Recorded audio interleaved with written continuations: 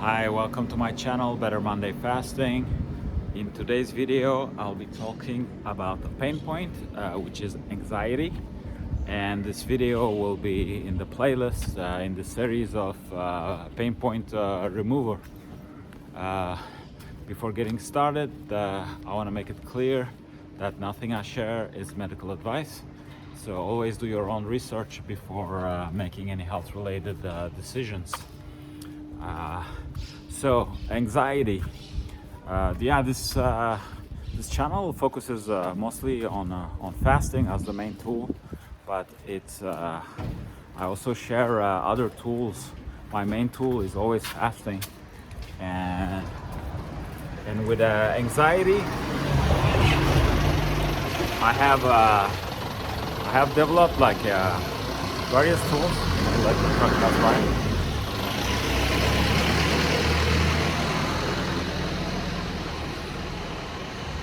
And fasting is one of them, but it might not be the primary tool to get to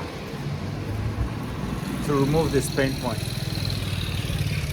So with anxiety, I think the first thing we need to do is to understand time and understand life with relationship to time. So what is life? So one way to look at it, I mean that's like a really deep question, but one way to look at it is life is a succession of present moments. You know, it's like present moments are succeeding, and that's life. So that will create like memories, and also once you gain experience with the system, then you can project. You can project yourself into the future. But in reality, like the past and the future, they don't really exist. I mean, the only thing that exists is it's the present. And in my opinion, anxiety comes from when we don't live in the present moment, but we tend to suffer from traumas from the past, or we're anticipating negative things that might happen in the future. So that's my definition of anxiety. So the first thing we need to do is like understand that paradigm and force ourselves to be present. I mean, I don't want to sound like a new age coach, and I know like, oh, you got to be present. You got like, it's we've heard it all, but there's a truth like to it, like and the thing is like besides like the present, you're powerless. I mean, you can only act on the present. That's also, I mean, you cannot change the past, and the future will be made of the choices you've made in the present. So that present is really important. Like so value the present moment, have the presence, and then, I mean, one thing I like to do in life is like everything I do, try to do it the best way I can do. If I have to do the dishes, not stressed out because of the meeting I'm gonna have tomorrow.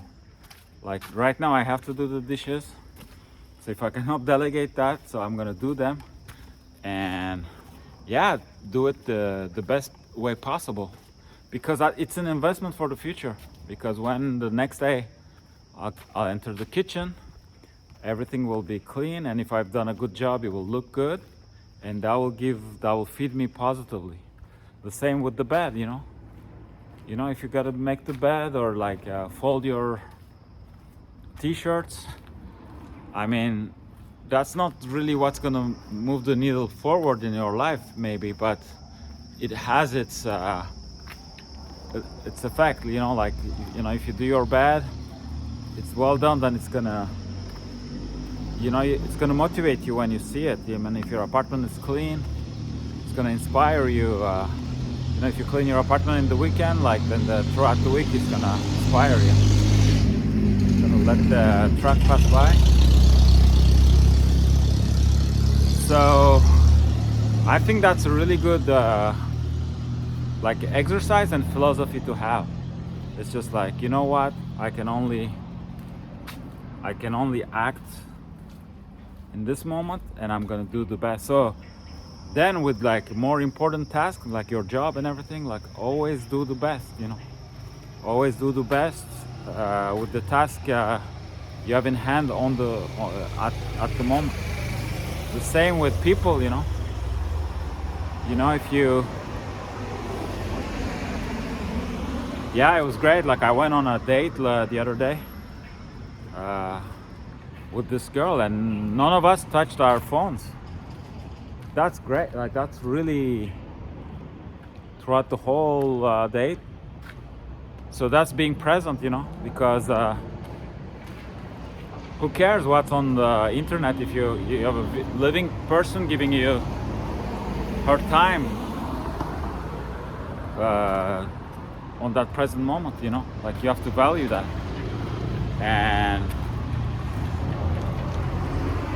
if there's something more interesting to do, then call it a day and do that. But so that's why I like social media is a little social media, and always being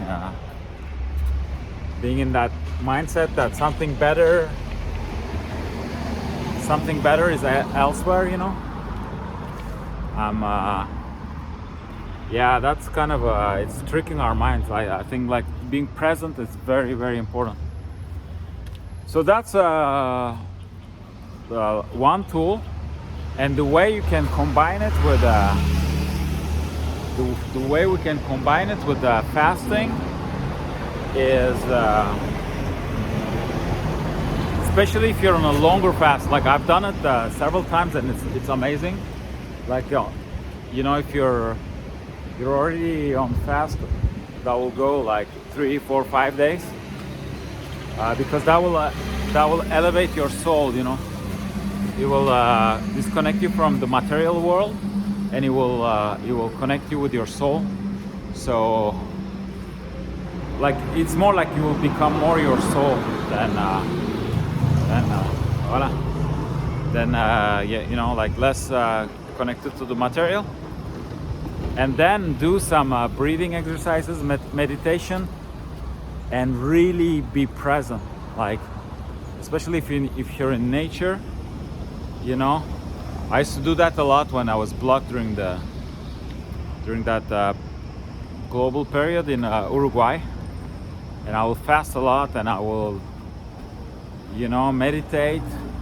And I will do like long fast, and I did the stairs fasting with like 7 steps. So it means like you know, one day you fast, one day you eat, 2 days you fast, 2 days you eat, 3 days you fast. And I went up to a week, you know. So then like you fast 1 week, you eat 1 week. That's the last step. So so during my stay there, I would you know, enter in this like meditation mode. And they have this like, so there's the river, the La Plata, and there is you know, there's grass you can sit on, and so you have the river, the ocean. I mean, it looks more like the ocean to me than the river because it's huge. You don't see the other end. And then you start doing breathing exercises and forget about anything. Like you just chase any thought you might have, and the only thing is like sun, sky, river, grass, me, you know, like as you are part of that realm, and stay in the zone.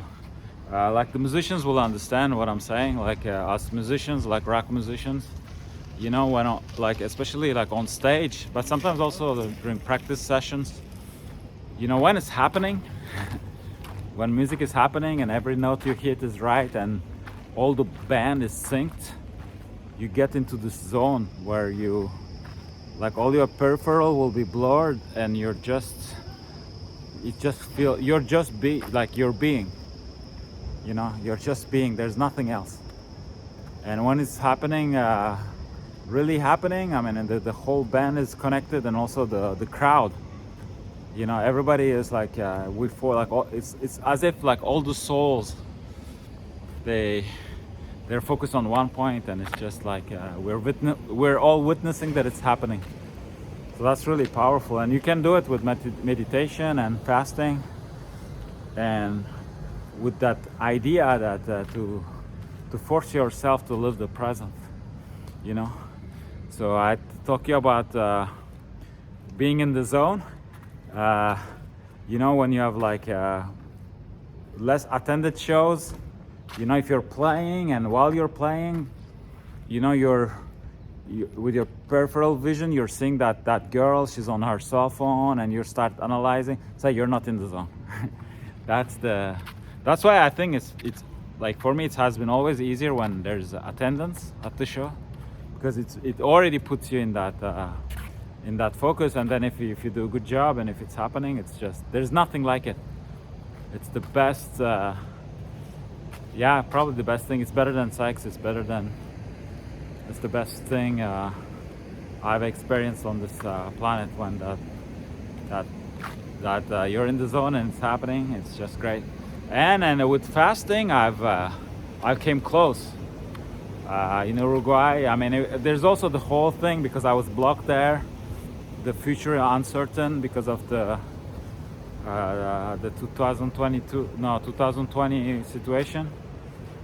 And because at one point I really got into, I don't know, it was like the 6th or 7th day of that fast, and I was doing the same thing, you know, like meditating, and at one point I start jumping, you know, on the grass, and making like tribal like sounds, like ooh ah, like yeah, I mean, it sounds funny, but it wasn't like I wasn't mimicking anyone. Like I was really, you know, like I had this like sensation that I was vibrating with the earth, and I was part of it, and there is nothing, like I couldn't think in terms of language. There's no thought. I was just one with nature and making those like almost like animal sounds, you know. It was just it was great. I'm not crazy, I think, but like you'll get there eventually, like with like fasting. Once you go over like the, you know, 3rd, 4th, 5th day, yeah, it starts becoming very interesting in terms of how you see the world. You start elevating yourself, and you take, you know, you start to understand. I mean, I started to understand that there are different levels, you know, of consciousness, and this life we live here, it's one level, but it's not the only one. Like there's other, there are other levels, and with fasting, somehow you're pushing the envelope, you know. You're pushing the envelope to your postulating your how do you say, you're making an offer to be accepted in the other realms, kind of. So first of all, then, like we just have to understand how this time thing works, how life works in terms, like with relationship to time, and being able to be as present as possible. And then with fasting, with longer fasts, we can get into a meditative state and even go further, because more we're gonna train it, more of course we're not gonna be like that during our day-to-day life, but it's gonna train us, you know. It will be a reference. So if you happen to do like longer fasts, you can train it where you try to get yourself to the level of being present, like as if it was a trance, you know. You're entering in trance. And if you're an artist, or like a musician, yeah, with your craft, try to find that. I mean, you don't even have to be an artist. I mean, you can be an accountant, you can be, you know, it's just that deep focus where you really focus on the task in hand. So it could be like if you're a programmer or a writer or something, you know, you get rid of all distractions and like focus on thing. I think that's a good muscle to focus anyways, and then it kind of it gets you'll get a lot done, and in a way it rests, like because you're getting into like a higher realm, so it rests like part of your brain. So it's the opposite of scrolling on Instagram or Facebook, you know. It's the total opposite approach. So that's so those are like a couple of techniques. And another technique that I have with anxiety, it's at the gym. It's like physical activity. I mean, it doesn't need to be at the gym, but it's like with intense physical activity. So another reason why I think we are suffering from anxiety, it's because our ancestors that were living, you know, like before agriculture, before civilization, you know, they were living in dangerous times, you know, and daily probably they had like episodes of, you know, maybe an animal chasing them, or them chasing an animal, you know, being chased by a lion, or you know, you name it, or wolves, or and somehow they had to survive, but they could not like relax too much, because the danger is could come at any time, you know. And I think for many years the human species, we lived like that. So it's built into our DNA that danger might come, you know. And I think then when you get your fight with the lion, or you know, you survive to that danger, then it kind of reassures you that you're okay, you know, you're able to fight and you're strong enough, and it gives you that confidence, and you're fine until the next day, you know, until the next day's challenge. But the thing is, like with modern society, that physical threat for most of us, I mean, depending where you live, I mean, if you live in a war zone or in the ghetto, dangerous ghetto or something, it won't be the same. But for most people who live in like cities, like in a safe environment, we end up being in a position where the DNA is expecting danger that never comes. It never comes because we've solved that problem as a society. We've solved the safety problem, so the danger never comes. And I think that is making us anxious, you know, because after a while you don't know, you what if it happens. I don't know if you watch that movie like Fight Club, you know, they're fighting, but then it feels good, you know. Why it feels good? Because, you know, even if they get their ass kicked and like they're like, oh, that was it, you know. It's better to face reality than be like, oh, somebody might mug me on the street, and you know, like when you go through it, you're like, oh well, I survived, I got my ass kicked. And if you didn't get your ass kicked, then you're like, okay, like I can defend myself. So the remedy I find to get rid of the anxiousness that is coming from that is to, when you go to the gym, you know, hopefully you're going to the gym, but during your workout, like try for, you know, 3 to 10 minutes, depending on your level, try to put you in a situation where, you know, you get the heartbeat up, It could be jumping, rope jumping, doing burpees, or combine. I combine. I love doing that. You know, like I'll do 100 or 100, between 100 to 130 jump rope jumping.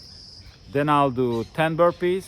Then, you know, another 100, 10. You know, so at the end I'll do like 300 jumps and 30 burpees. And that's your you being chased by the lion of the day, so to speak, you know. And so if you do that regularly, like anxiety is gonna go away from that part of it, you know. And if you combine the three tools, so understanding mentally how time is working, living in the present, doing meditation to train that muscle to be present, doing deep work, things like that.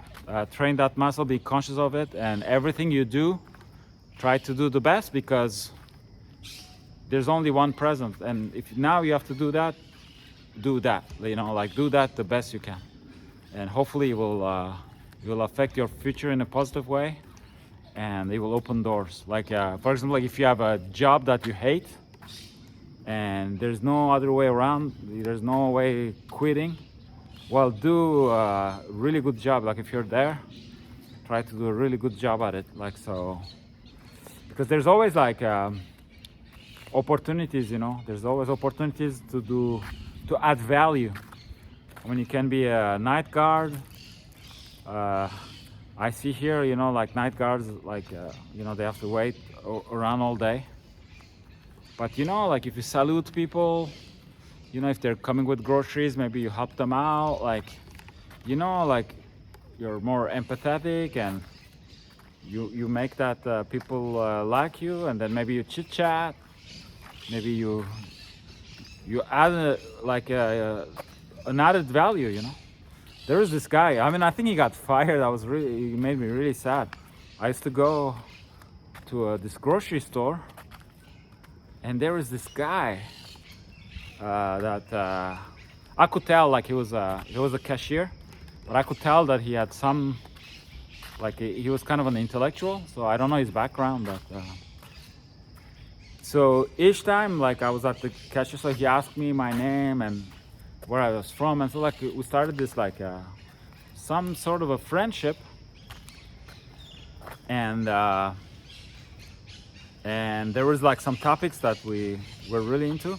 So while he was cashing things and, you know, bagging my stuff, we'll chit chat, and it was like good conversations, you know, like good conversations, like about interesting topics and everything.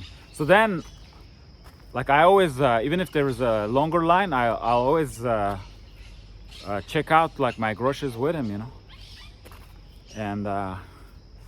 And then, like, I don't know if he got fired or if he quit, or yeah, now he's not working there anymore, and like the experience is not the same from my perspective. I mean, I was kind of looking forward to see him, you know, have that little chit chat. And also he wasn't goofing around, you know. It wasn't like because we're chit chatting that he was doing the work, but while doing the whole cashier thing, like he will have an interesting conversation, and he remembered things that we did, and then he will give me like, oh, there's this book, like check it out, and then you know, next week, did you read and that chapter, and like it was really, so that's, for me, it's added value, you know, like he added something that nobody else can add, and by being present and yeah, doing a good job, like he was way more than a cashier, and he made the experience better for the. So the only thing I'm hoping is that like I hope that he didn't get fired for that. That will be, if he got fired for that because oh yeah, you're chit-chatting too much with the customers, that'll be really sad. That'll mean that the owner of that place doesn't get it. They're a micromanager, and because if everything was like that, you know, like all your like commercial interactions, they were like that. It will be just yeah, it will be a better life. At the end of the day, we're all humans. We all have a story. We all have passions. You know, it's like it's like a role play. You know, when you like the same when you go to a restaurant, the guy is serving you, but you don't know in 10 years maybe he'll be washing dishes and he'll be doing something else. You know. So yeah, those are the 3 techniques I have for anxiety. I mean, fasting. It helps with everything. So fasting, if you're already fasting, it will be a good basis. But if you're fasting and still have anxiety, then I will really recommend, you know, work on that almost philosophical side of what is life. It's what is life with relation to time. Live in the present. Do all those exercises to be present. Forget about missing out. Don't like. You have to stop thinking that there's something better elsewhere. That's not a good way. It's not a good way to look at life, because you can always with what you have make it that present is amazing. You know. So that's why like I don't watch TV. I don't watch series too much. Once in a while. The really good ones, because I decided, especially when I moved to Latin America, you know what, like I don't want to watch other people's lives, like other people's adventures on TV or on like in a movie and like in a series, or like I just decided, you know what, my life is gonna be like a movie, and I think I've done a good job like with that approach. And I mean, fasting, moving to Latin America, and that mentality. Now I'm in love with my life. You know, I'm like, you know, I don't want to lose it. I don't want to lose. I mean, not my life, but my lifestyle. I don't want to buy my life too. I don't want to lose it either. But like, so yeah, I'm doing everything I can to make it sustainable. But it all started with. Yeah, in a way, fasting and having the right, you know, like the right philosophy. I mean, the right one for me. Like, you know, whatever works for you and what you expect. Like, it depends on what you are expecting from life. But yeah, for me, it's been great. And anxiety, I don't have like. It's to the point that I had to like. Almost like research it, because I got conscious of it. I wasn't understanding. Like everybody was complaining about anxiety, and I'm like, what's that? And once I grasped what it was, then I realized that yeah, I used to have some sort of anxiety, but in the past, not like since I live in Latin America, I don't. But I used to have. Yeah, anticipating things and yeah, like weird mind games, like when I used to live in Switzerland, you know. So, you know, you have people that have prejudice, for example, against Turkish people like myself. So they have that prejudice, but after a while, like you come across so many prejudiced people that you're prejudice, you're having prejudice for the prejudice, you know. Like you're anticipating even more. You're like, oh, okay, like the moment I'm gonna say my name, they're gonna, and it's not always the case. So that's kind of a sort of a social anxiety. And also when you're working at a job that you don't like and you already start stressing out on Sunday night, that's also anxiety. I mean, it's good to prepare. I mean, it's good to prepare the week. Like, I'm not saying don't make plans, but that's also like some sort of anxiety, you know, because it's still Sunday, it's not Monday, so why are you stressing out? Or you know, if you had a conflict with someone and you know that you're gonna see them, yeah, all that is anxiety. But somehow with my life in Latin America, it doesn't happen, because like already people are very chill, you know, like people are super chill. So That's the one thing, and I think I've worked on myself. Also, the weather is always good. That helps, and also like maybe I'll have some anxiety before visiting like dangerous places. Before maybe that's the only anxiety I had. Or also like when I used to travel with bus in Mexico, and I could not travel during the day, and it's like nighttime, and you're in the border area in the desert and stuff. I'll have a little bit of but I think that's almost normal. Like what is not normal is like me being there, having that lifestyle, because I mean things happen, and things happen to me, so it's not that like it's a fantasy,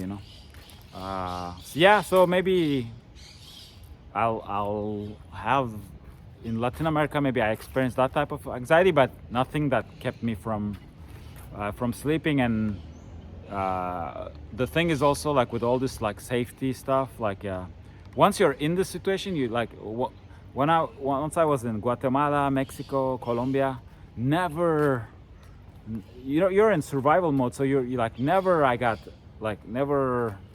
experienced fear, never experienced anxiety. But sometimes I have a backlash. Now, for example, that I live in a safer place, then I think of all the travels and everything I've done in Mexico, and it gives me like a little bit of post anxiety. I don't know if that exists, but I'm like, dude, you're just like out of your mind. But once you're there, you get used to you're careful, and then sometimes the level goes up, like the level of danger, but you adapt somehow. So then it only feels dangerous when you're at a safe place. Yeah, it's interesting how the mind works. But that was the video on the pain point of anxiety and my tools to get rid of it. So I think if you use those 3 tools the right way, I mean, anxiety will be history. So that's about it for the video. If you're interested, I'm the author of a book called Better Monday Fasting. No, For a Better Monday. I hope it's not a business mistake I made. Like, so the channel and the brand, it's Better Monday Fasting, and my book is called For a Better Monday. So I'm the author of For a Better Monday. Available on Better Monday Fasting Stand Store and Amazon. I also have electrolyte powder that supports fasting without any sugar, any flavoring, and it has 72 trace minerals. Available in the US, and the brand is called YouthLyte, and YouthLyte.com, you can order it. And also I'm a musician, so if you're interested in my music, my band is called Black Sea Storm. So I have a website, blackseastorm.com, and also all my albums are present on the major streaming platforms like Spotify, Tidal, you name it. So thanks for watching, and I hope to see you in another video